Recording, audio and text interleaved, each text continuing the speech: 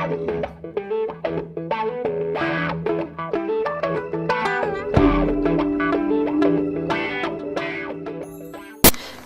aujourd'hui, vous tapez du poing sur la table, trop d'accidents dans le bar dû à des chutes de hauteur. Tout à fait, oui. On a un phénomène d'aggravation de l'accidentologie en matière de chute de hauteur dans le secteur du bâtiment et qui nous fait dire que toute l'action préventive que nous nous efforçons d'avoir avec nos partenaires préventeurs, que ce soit la CARSAT ou l'OPPBTP, trouve ses limites, puisque nous avons effectivement, depuis le début de l'année, à déplorer une aggravation du nombre d'accidents du travail liés aux chutes de hauteur, avec malheureusement des morts ou des blessés graves. Quels sont les chantiers qui sont concernés ? Alors là aussi, c'est un constat que nous sommes obligés d'établir, c'est que cette typologie d'accident n'est pas liée forcément à un sujet qui est lié aux tailles des chantiers. Nous déplorons des accidents aussi bien sur des chantiers de maisons individuelles, sur de très gros chantiers sur lesquels sont présents les plus gros opérateurs du secteur. Qu'est-ce que ça dénote ? Ben, ça dénote, selon moi, une méconnaissance pour le moins des règles à respecter en la matière. Au-delà de la méconnaissance qu'il peut y avoir, aussi peut-être nous nous interrogeons sur une course au moindre coût qui amène nolens-volens les entreprises à minorer un certain nombre de postes de dépenses, et celui de la sécurité des chantiers peut en être un où c'est facile d'économiser. Et malheureusement, ce sont des économies de bout de chandelle, parce que ce qu'on économise d'un côté, on le paye de l'autre.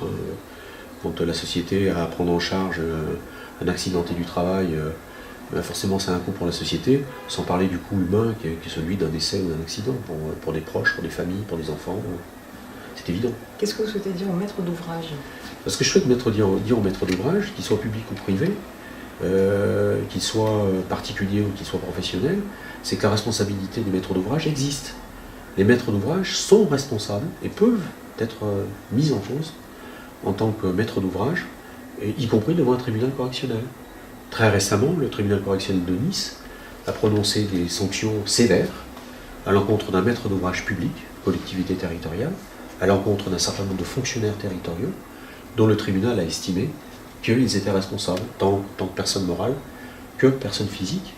Alors cette décision du tribunal correctionnel de Nice est frappée d'appel, donc on verra ce que la juridiction d'Aix-en-Provence sera appelée à décider, mais il n'en demeure pas moins que cette responsabilité du maître d'ouvrage peut être jusqu'une responsabilité pénale, ce qui est quelque part logique. Quand on voit certaines situations, on ne peut que se dire que le maître d'ouvrage professionnel est un sachant. Il ne peut pas ne pas ignorer, ne pas savoir en tout cas qu'il y a des règles qui sont à respecter et que tout un chacun, quand il regarde un échafaudage, peut être amené à se dire c'est pas normal. Vous avez cité l'exemple d'un chantier sans nous dire où. Qu'est-ce que vous avez constaté comme irrégularité sur ce chantier, Fabien ? On a constaté sur ce chantier de grande ampleur qu'un certain nombre de personnels évoluaient à plus de 15 mètres de hauteur sur une plateforme dépourvue de tout dispositif de sécurité. Et ce qui nous a plus choqué en la matière, c'est que les personnels qui évoluaient ainsi étaient des personnels d'encadrement. Ce n'étaient pas des salariés. Or, les personnels d'encadrement, a fortiori, sont censés connaître des règles de sécurité, les appliquer, les faire appliquer et montrer l'exemple. Et quand on voit des personnels qui, sous nos yeux, évoluent à 15 mètres de hauteur sur une passerelle qui fait 1 mètre de large sans aucun dispositif de sécurité, on ne peut qu'être interpellé, intervenir et considérer qu'il y a là une situation choquante. Et puis vous constatez aussi que malgré les observations, les entreprises ne changent pas. Les salariés sont toujours en situation d'insécurité. Ce qu'on constate, c'est effectivement qu'il y a une espèce de... Non, si on veut être gentil, de fatalisme, si on veut être sévère, de considérer que bon, ça fait partie du jeu, et puis voilà. Hein. Mais dans cette affaire, je crois qu'il y a aussi une course au moins 10 ans. À force de toujours vouloir privilégier les coûts les plus bas, forcément, au bout du compte, il y a des économies qui se font. Et ces économies, elles se font sur un certain nombre de postes de dépenses, dont la sécurité fait partie.